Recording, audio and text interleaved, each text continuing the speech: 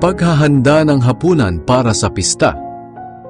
Dumating ang pista ng tinapay na walang pampaalsa.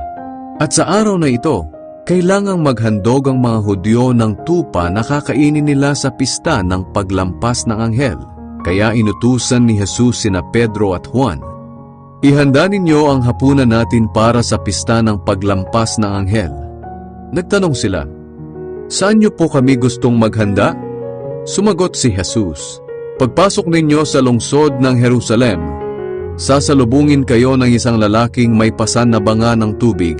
Sundan ninyo siya sa bahay na papasukan niya, at sabihin ninyo sa may-ari ng bahay, ipinapatanong ng guro kung saan ang kwartong kakainan niya ng hapunan na kasama ang mga tagasunod niya upang ipagdiwang ang pista ng paglampas ng anghel. Isasama niya kayo sa itaas at ituturo sa inyo ang isang malaking kwarto na kumpleto ang kagamitan. Doon kayo maghanda ng hapunan natin."